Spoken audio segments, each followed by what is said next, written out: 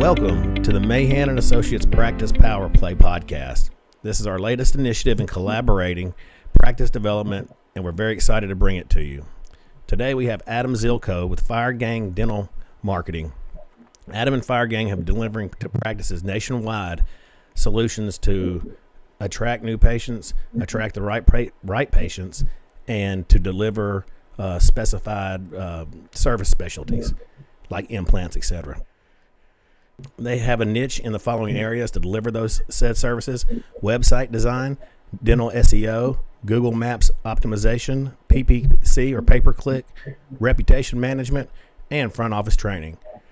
So by strategically aligning these services, they've been able to deliver a really good service and product to their clientele and to many of our practices as well. So I'm glad to bring Adam to you. Adam, how you doing today, man? Hey, buddy. Good. Thanks for having me. Happy to be here. What a year it's been, huh? Yeah, lots of fun, right? Yeah. I think there's been a lot of opportunity though too. I think it's been, been a setback for some, but those that made the right moves, I think it'll work well for them. Exactly. Well, to give some background, I've been working with Adam for right under a couple years now with our practices and sharing, thoughts and best practices that we see in the industry with each other. And, timeliness is impeccable on this podcast. Adam and I were speaking right when the practices started shutting down in March. And, Adam was like, man, this is the time that people are starting to drop marketing services, to save cash flow. And he's like, this is the time you invest in the marketing services because they're on wholesale right now. New patients are on wholesale right now. And many practices, again, we're just trying to stay alive, and that was a good idea. But, the anxieties of what was coming or what they didn't know was coming or not kind of, held everybody to maintain their cash balances. So, Adam, what have you seen in that kind of marketplace? Or that segment? Have you seen a lot of, do you have a lot of your clients to invest in marketing, keep it the same, and then the ones that did versus the ones that didn't, have they had different results? Absolutely, yeah, no question. So we looked at 2008 data when we were going into this, figure out, okay, what did we see then? What did the industry look like for, dental practices, dental marketing, patient growth, and so on. And there was tremendous amounts of data that probably would never have had 2008 didn't happen. There was some level of a digital age still there. If we had gone back 10 more years, we wouldn't really have that. What we found is that practices that discontinued advertising completely, they and then kept discontinuing their advertising coming out of the recession, they were down upwards of 40% compared to those that didn't. And then as we were going into this, our advice was, hey, keep marketing, because we were spending literally half as much in our the money was just going so much further. And it was kind of like a wide open, in some markets it was just wide open because everyone shut. So it's like a few practices that would follow the advice, niche into something. So we created some emergency funnels. We left our implant funnels going. We did some other things to help practices that could operate within those boundaries. And it was like a slam dunk. You really, as long as you were out there, you couldn't mess it up. It was because there's just so few options and people still needed to see the dentist. The practices, though, that took and advertised and then captured that information and used that to communicate back to their these leads and then their patient base coming out of it, they did really well. Hey, we're reopening. Let's get you scheduled now so that we get ahead of this. And I'll show you a graphic when you're ready for it. But I drew something up that we would refer to like as a futures model back in May, I guess it was now. May, yeah. I did a national conference. I spoke at a national conference, virtual, in May, and I drew this out, and then I shared it to some DSO groups and whatnot. There was some pushback on it, but we're actually seeing it come to fruition. Let me know you want to see that. Yeah, go ahead and pull it up. Let's do it. All right. So I'm going to share my screen here. Basically, share my iPad. Let me know if you can see what I'm drawing here. So basically, So basically, you basically have a simple graph here. So you got your y-axis and your x-axis. And this won't be to scale, but you'll understand. So on the x-axis, we're going to have time. Mm-hmm. And then on the y-axis, we're going to have, I refer to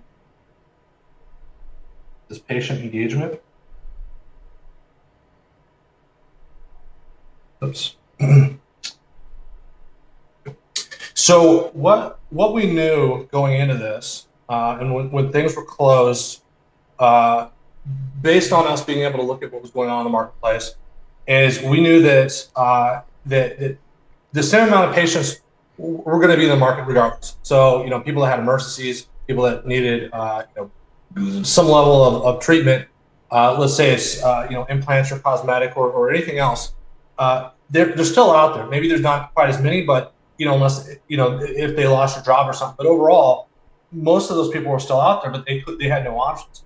So what I modeled out here is if patient engagement is represented by this line here, and let's say this is the average of 2019 and 2020, right? So this is patient engagement would be new and existing patients reaching out to a practice, engaging with a practice. What is the demand for those patients to see those practices? And so if you modeled it out and averaged it out, this would be maybe your trend line. Well, as practices were opening back up, patient engagement was actually coming in really high. There was a lot of patients out there that couldn't see anyone, but they needed treatment, right? So they were coming in really high. Well, what we projected and what we started to see after this projection was that this would actually drop down and do this. And so what was happening is that in this area, we would refer to this as like the false hope. Mm-hmm. Oops. The term. So this would be like the false hope. And what this was here basically is that in this section, practices that reopen would come back really strong. I mean, and this would present the belief that, man, everything's great in 2020 and things have righted themselves and I'm going to have the best year ever because these are the best numbers I've seen forever. Mm-hmm. What also is happening is that we saw, if we kind of model this up even further here, the demand for a lot of offices was so high that they were turning people away. And we tried to tell them ahead of time, hey, plan for this. And so we refer to this as basically a lost opportunity because when they're booking people out into September, late summer, fall, going that far out, people are like, well, I'm just going to call someone. And so what we advised our practices to do is to figure out their phones and their systems ahead of that because, and they didn't know. They were trying to reopen and they were saying, okay, well, how do I see people at the same scale? Do I need to social distance? Do I need to clean, and implement additional PPE and protocols and so on so I can see less people per day?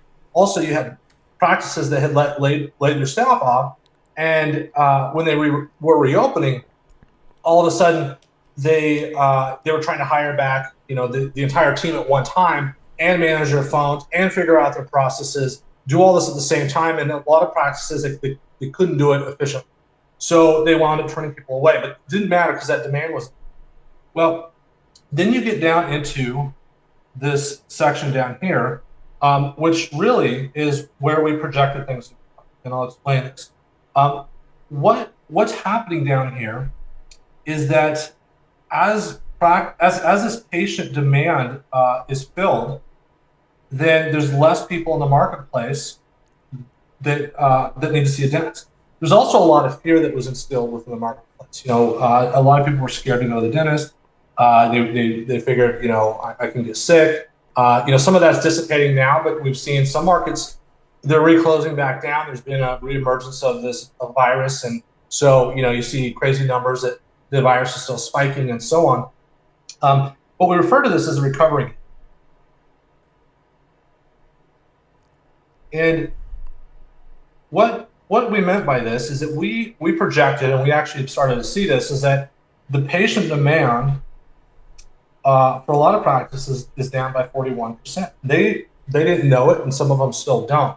And the reason for that is because what happened in this false hope phase is that when they booked these people out, they went all the way out down here, right? Mm-hmm. And so they believe that, oh my gosh, I'm doing really well. My business is great. I don't have to worry about that. But what they're not looking at is how many new patients are engaging with them on a daily, weekly, monthly basis at this point now, because this is going to affect the coming months. This is going to go into September, October, November. Those are historically rough months for dental practices. So now you're dealing with unemployment rates that are high, people that don't have money, people that aren't getting stimulus checks, people that are afraid, older people that are afraid potentially. And this plays into that recovery. And so what we advised back then is, hey, if you look at this and you plan for it, you can get ahead of this. But and to do so, you wanted to get ahead of this as far back as you can go back here. The problem was everyone thought, well, I'm just going to wait and see, and I'm going to maybe this guy's right, maybe he's not. My advice though was like, hey, advertising's still cheap. Do it now, get ahead of it, and you can't really lose as long as you can make up for that, or pick and choose the types of patients you're gonna do better. So what we basically projected is that most practices wouldn't actually start noticing this until about right here, give or take. And this is probably where most practices will act. Somewhere between here and here, right? And that's too far. Because then when you take into consider the marketing that you need, that's going to scale up into this section here, and then you've got to build it up just to get back to where you were. Ideally, you want to not just get back to the beginning or the averages of 19 and 20, but you want to offset the averages of 19 and 20 because you were closed for a couple months. Mm-hmm. So what happens then is that these practices are, while they're in this recovery gap, they've got what we refer to as ongoing stability. And the issue with that is that these practices aren't meant to run at a 41% deficit. Now, this could be anywhere in between. It could be 30, it could be 20, whatever it is. They're built around what they're seeing right now, especially if they hired additionally for that. Mm-hmm. So if they wait to take action, they're going to be that much further behind.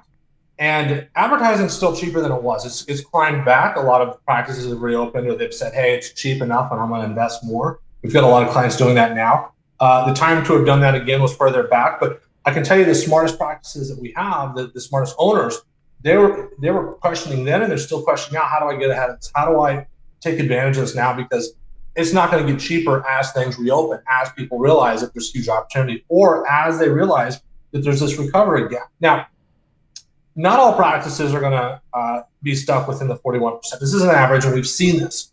And so, the next question why we're probably on this call is, well, what do we do about this recovery gap? What are the solutions to solve for this? And so that's what we can talk about here. And there's a handful of things that I think practices can do to get ahead of it. First and foremost is to understand what the patient engagement looks like now with new and existing. So how many patients are you booking out right now? And what does that trend look like? We gotta separate out that false hope phase and that pent up demand basically that was there. And we need to figure out, okay, putting that aside, putting COVID aside, what do our real numbers look like? Because that's going to dictate what happens going into September, October, November, December, mm-hmm. which are historically rough months. And what do we need to do to overcome it? And there's a handful of things that we can do. The first, the easiest, the cheapest thing that somebody can do right now is to engage our existing base. Everyone that did not get communicated to while COVID was happening and while that practice was reopening, they didn't engage those patients, or they didn't stay in front of them consistently. That's a huge opportunity.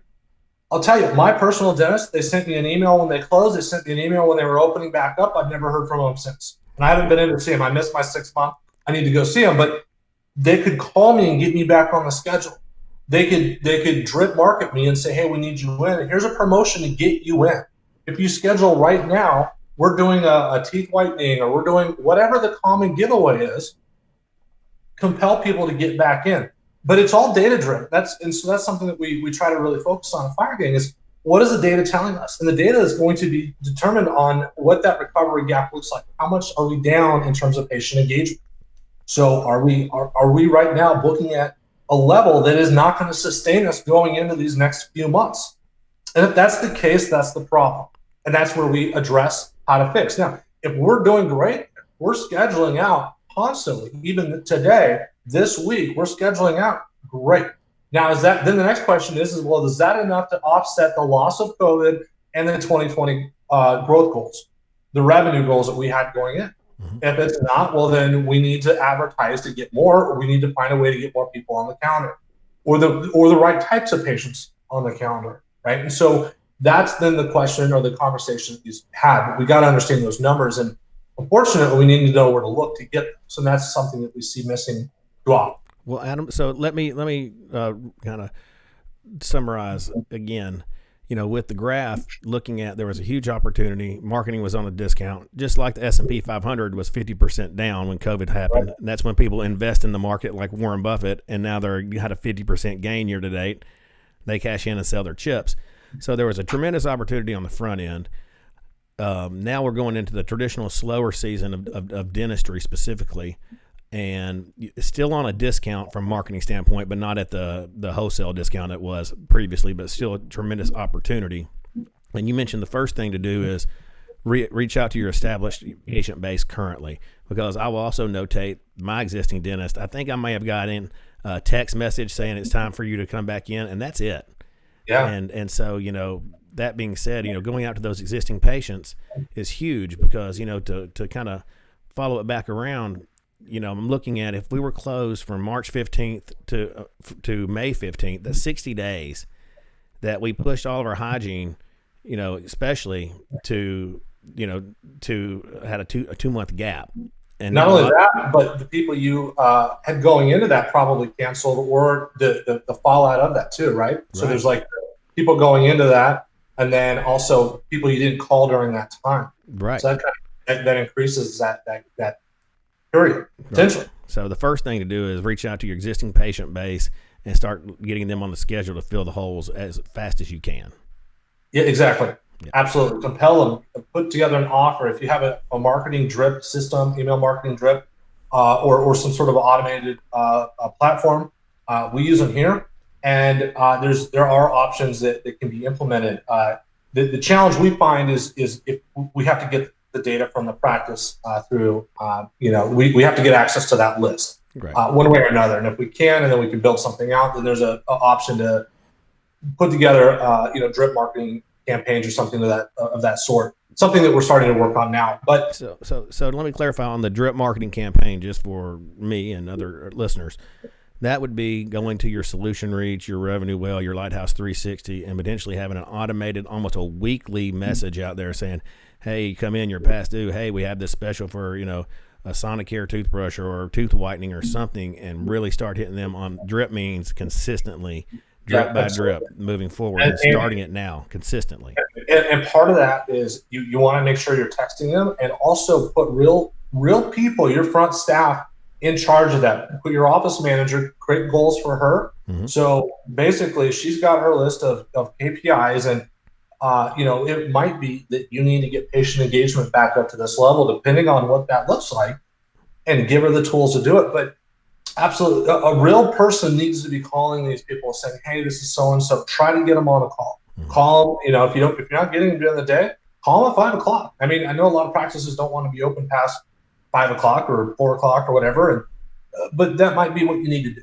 Gotcha. But work those leads, because they're your patients. Otherwise, too much time goes by, and who knows what happens to them. I mean, that's your lowest hanging fruit to begin with. Right. And then in addition to that just gets you back to like whole. That just kind of levels you back. That doesn't get you back towards how do you take advantage of 2020, and how do you reach your financial goals, and how do you nobody wants to stay stagnant in business, usually, because that means you're losing money. Right. So what do you need to do? And that's where advertising comes into play. There's no question about it. And the biggest DSOs that I know, the smartest dental marketers that I know, are people that own, not marketers, but dental practice owners, they're all investing in marketing. And that's the first thing they're going to say. It's like, I got to do this because I know it works. Mm-hmm.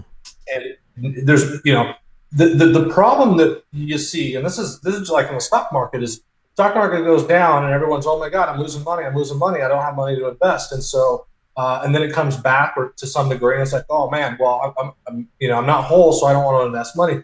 They don't ever get ahead. And that's just a negative cycle. And people like Warren Buffett, as you mentioned, they know that when things are down, that's the time to invest, because it does come back, and they're the guys that make the money.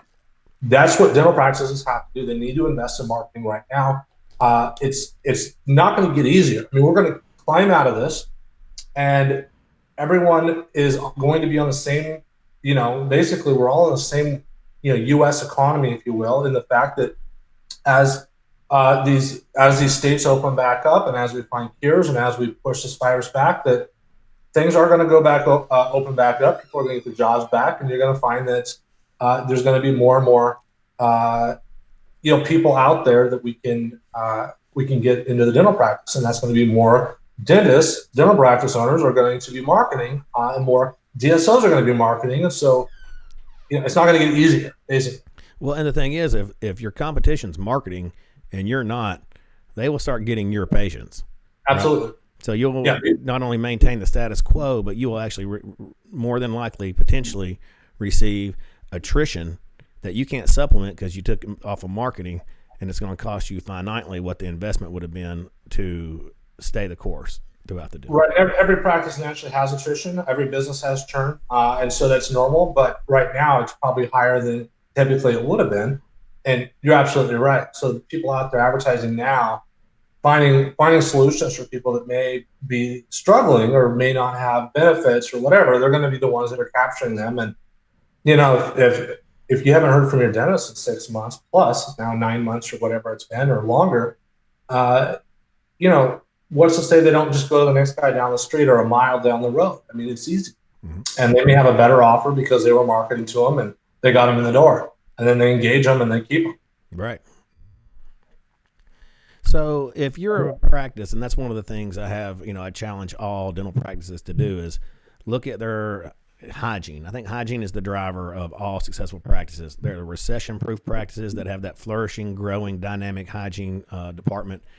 And I challenge them all to go look at their hygiene schedules, September, day by day, October, November, December. And once you establish and see that hole, if I go look at a practice today, Adam, and I've got 20 patients on a usually 160 patient monthly, prophy base or, hygiene base, what do I do? Do I call Adam Zilko and say, I'm dead come November? And then what is the next step for them to do? If they want to chat, we'd love to walk them through. One of the things that we try to understand is, what does their current situation look like now, and what's the quickest, like the easiest levers to start pulling to right that ship. It could be that, or it could be a bunch of other issues within the practice. We don't know, but we do have a formula. I mean, we've been doing this for over 10 years, just with dental practices now. And there's a formula, and at scale, we work with so many dental practices that we can typically see what's working in any economy. We saw going in what was working with the clients that continue to advertise, and we were able to take that to everyone and say, listen, this is what's working. Do these things. So my team knows that. They know what's working and what's not. And the best thing to do is just reach out to us. Go to firegang.com, and they can opt in to speak with us to an assessment, and we can chat with them. But that patient engagement may be, and it probably is, the first thing to get them back to whole. But there could be several other things too. It's how do they engage, and who's giving them the advice, and what are their next steps, and do they have a method in which to not just reactivate their existing base, but their new patient base, or the new patient base in the market. What are they doing to fill that churn rate and then grow past that? And most don't seem to really have a solid plan in place that is doing that consistently, not at the rate that we've needed to. So outside of doing drip marketing starting yesterday with your current practice patient list, it's really a practice by practice, kind of a customized analysis, because you don't know what every practice is doing, what they have done, what's worked for them. So again, it's not a cookie cutter approach. It's going to be a customized specifically to that practice, their demographics, what they have done, what has worked for them historically. And then you can definitely, it's not too late to get help in a quantitative game plan, because, I also, from the financial advising and consulting that I do with practices, I've also seen a lot of, whenever these things happen, the DIY do-it-yourself marketing approach, where, they'll go out and, just throw money at 5 different, engagements. that they've seen. They've seen it at seminars. They've seen, as sponsors at their virtual study clubs or whatever the case may be. And that sometimes they get frustrated because they're not being able to measure the results or feel like they're getting the return on investment. So it really needs, that's where you come in with a consultant and an advisor such as yourself to look at their entire marketing balance, their entire marketing portfolio, assess what is working, and really invest monies in the specific areas that'll help turn a result. And a lot of times if they do it that way, and that's what I've experienced with Firegang myself, is that we may actually save money in marketing and be doing it smarter and just reallocating the funds in different areas based on each specific practice's kind of a marketing mix, so to speak. Yeah, there's no, I could not, there's probably not a dental practice out there or a DSO that hired just me and I would be able to execute all the work that my team does for the money and time that I could even put in. I don't think that I could do that. We've built out a team for each specific piece that we operate with. I've got a development web dev team. I've got a team that works with paid ads. I've got a team that works with funnels. I got a team that works with local SEO. I got a team that works with non-local SEO. I've got a team that manages just the analytics. And then I got a team that deals with just the client side work, being the face of us to the client and helping them get through it and understand it. I got a team listening to phone calls and auditing them all. There's lots of teams in place. When we engage with a practice, we typically will implement a foundation of like a formula that we know universally should get us started and start us off right. And then from there, baked into that is a lot of tracking and analytics to tell us, okay, is there an issue here? Is there an issue here? Is there an issue here? What are those? If you're tracking enough things and you've got the right people looking at it, you know what levers to pull. It could be that it could be that the phones need a lot of work, or it could be that there's something else going on. Their website's broken, or it's not effective, or the offer's wrong, or there's no marketing, or they're getting people in the door, but they're not converting. And so maybe they need case acceptance training, which we work with. So there's a lot of pieces to this, but it's almost like saying, hey, calling up my dentist and saying, hey, my mouth hurts, and then trying to diagnose it over the phone. Well, no, they need to come in. They need to implement all the procedural items. I need to come in, sit down, fill out the intake form, do a full exam, let them look at it. And, that's for us, that's like the foundation. Like we need to implement that and do so in a way that allows us to know that, hey, we're working with the right site. We're working with the right ads. We're working with we're tracking. We've got now all the tracking pieces in place. We know where the areas that they're falling short are, or we're starting to find those, and then we can actively work to adjust. And that's it. And there's a lot that goes into that because running a practice is no easy thing. And there's, you're dealing with lots of different people. And when you look at the patient journey, they start at home. They don't know who they're going to do business with. They go online and they're given a ton of options. So how do you differentiate yourself there? Well, we have a strategy. Let's say that they click on your ad or your website. They go to your website then. What happens there? Do they like it or do they hit the back button? How well do you engage them? Do you answer their needs? Do you, again, differentiate? Do you distinguish yourself? And does this messaging match what they saw on Google? And then from there, they may look at your reviews, or they've already looked at your reviews. What happens there? Do you have good reviews, and are they enough to be competitive? If not, and can they find them? If not, we need to address that. Then comes the phones. How well do you do on the phones? Are you converting people? What are they asking for, and so on? And then you get them in the door. Are they actually showing up? And then are you getting them to actually invest and spend money? And are you sending them? And are they referring? And so there's a lot of things that are going on here. And we try to look at every one of these steps from a very holistic approach, very, very comprehensive, more so than anything in the market by far.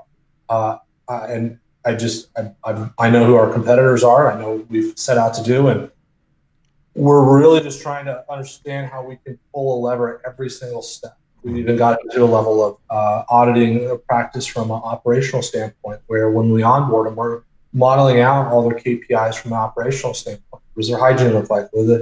How much revenue per doctor are they doing per day, per hour? What do the accounts receivable look like? What do the turn rates look like? What do the case acceptance numbers look like? So, if we can provide the right training to help let them level that up, great. If not, we bring in a coach that can do that for them. But having that knowledge and having that insight is going to be all the biggest game changer for them. Because if someone doesn't know what's broken, they don't know how to fix it. They just know that they're not generating revenue. And we've really moved from, so when you look at marketing, man, when we go back to the early days of marketing, internet marketing, it used to be, everyone wanted to rank. So rankings were the big thing. I want to get to Google, the first page of Google, and that was like the big thing. Well, we realized that as time progressed, rankings didn't matter as much as actually generating leads to the business, because you can rank well, but you may not be generating leads. So what good is to rank if you can't get people to actually come to the business? And with personalized search, you may show up number one on this device, whereas this device you don't show up at all. Or there's so much personalization in search today that it's all over. So it went from rankings to lead gen.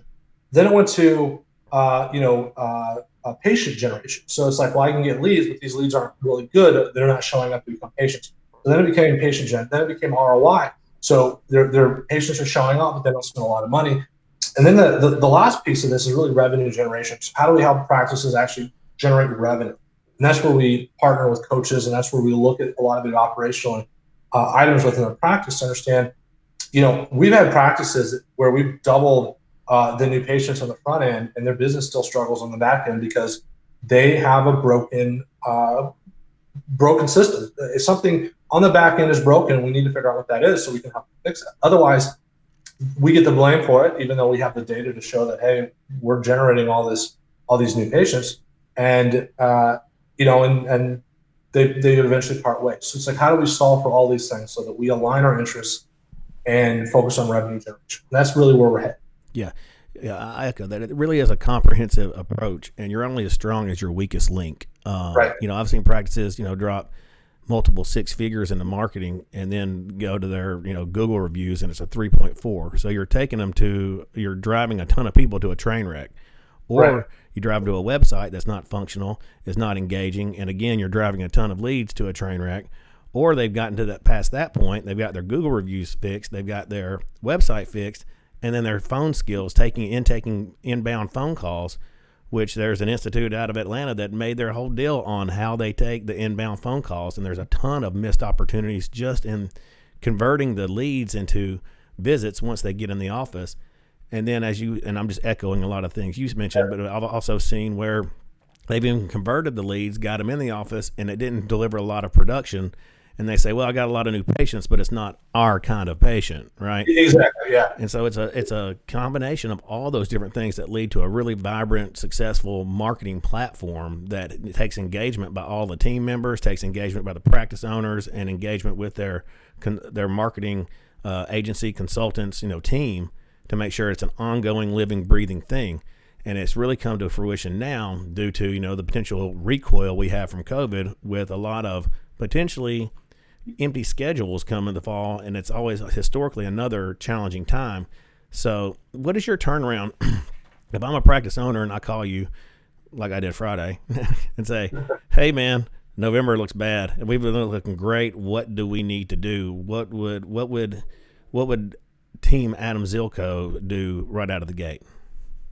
We would we'd look to understand what the current situation, the state of affairs is. We try to onboard the practice as quickly as possible, get everything up, and we would advise them as to what they can do on their own right now. And then while we're building everything out, there's only so much we can do until we implement our end. Mm-hmm. So the onus is somewhat on the practice, but if we can get them onboarded quickly enough and get everything up and start tracking and driving leads to the site and understanding what else may be happening, then we can begin to affect change going into that. The biggest thing I would say is, don't sit on your hands and wait for it to happen, because it will happen whether or not you want it to. So you got to get ahead of it. But if you already know and you've got an inkling that November looks bad, then action needs to be taken now. Mm-hmm. If you see something, so one of the things is that marketing companies don't always get to see the scheduling of what's coming up as well. So, and that's something we're looking to fix. We've made a lot of strides to do that, or add to our set, because we know that that's a a potential risk. And that's why I talked about it so much here today. But if you're not looking at it and the marketing company doesn't know to look at it, and I can tell you 99% of the marketing companies out there don't look at that at all. They don't know to look for that. Then nobody's addressing what potentially is the biggest risk right now. Right. And so that's part of this is getting that alignment and knowing where to focus your attention. So my entire team, they know right now to be looking at patient engagement. We've been asking our clients for however long now to say, hey, what does this look like? How many people do we have on the books? In some capacity as we're getting closer to this timeline. Because for a while, that false hope phase, that pent-up demand has come into this. But as we're doing these onboarding calls, it's something that we're starting to push for. But if you're seeing that and you're noticing that, those are the conversations to have. But somebody that needs help, they just need to reach out, and we can point them in the right direction depending on what they have going on and try to drive them to that next step. So what's the best way to connect with Firegang? Is it going to the website to contact us? Tell me the best way. Yeah, firegang.com. There's options all over the site, request an assessment. They'll just be able to schedule a time with us and hop on our calendar and we'll chat with them. And then they move to action rather quickly once you can kind of see where they're at and what the opportunities are. Yeah, we're going to deep dive into what's going on. The challenges that are likely to put them into an issue going into November are likely to be challenges that they've been facing for longer than just COVID. I mean, COVID is like the big excuse in the room, but typically we're going to find other systemic issues within the practice that we're looking to also fix. Mm-hmm. So it's not just to put a Band-Aid on COVID. It's like, how do we fix the practice overall and get them on the right path? Mm-hmm. And there's a lot of things that we're going to try to implement to help them do that. Yeah. And again, I'll echo the sooner that practices assess if they have that COVID hole, right? That's something that they need to get moving to remedy immediately, because if they don't, it's going to be April, May, June of 21 again, and it's going to be a cyclical deal that's going to take a long time to build back up, unless dependent on the energy and action they put forth right now at it, right? Yeah. So again, Wayne Gretzky said, he was not the fastest skater, but he anticipated where the puck was going, right? That's what good business owners do as well, is anticipate how your patient flow, how your business performance is going to be. Not, September, it's already too late, right? But what are we looking like in October? What are we looking like in November, here at the end of August 2020? And you can make adjustments and pivot and really keep your practice, not only, like you mentioned, being where it was before, but also growing, because there's tons of opportunity right now in terms of minimizing attrition, doing those drip campaigns with your current patient base, and also, doing the right marketing that is right now, again, at a discount to acquire other patients. And you could really come out of this in a very different, situation than if somebody didn't act at all. Yeah, and depending on where the practice is at, there's no free lunch here. I mean, it's all going to be hard work. It's just likely the onus of the hard work will be on a marketing company. But, I don't want anyone to think that they hire someone and everything's fixed overnight. Some of the stuff, it took a long time to break it. It's going to take a while to fix it. And that's just part of it. For example, if a practice doesn't have a lot of reviews, well, that's going to take a while to get those reviews, or if they don't rank or whatever the issue is. So knowing that, it's the sooner you start, the sooner you're going to be. If you wait until things are bad, then you're that much further along. Plus, it's just like the analogy with the stock market. It's like, well, things are bad. I don't have the money, so now I don't invest the money to fix it. Right. And Warren Buffett is like, I set cash aside when this would happen so I could get ahead of it. So we invest. That's what these guys need to do. Not wait until they don't have money and things are even worse. Yeah. Take advantage of this surplus, this high pent up demand, because that's going to go away. I think there's a lot of belief in the marketplace that this is the new normal, and it's not. And that's, that patient engagement, patient demand you're going to find is starting to fall off, and it's not going to, right? So take that extra money that you've got sitting there and invest it. And that's going to be what will catapult you going forward. Well, Adam, man, I thank you so much for hopping on with this podcast with the Practice Power Play with us today.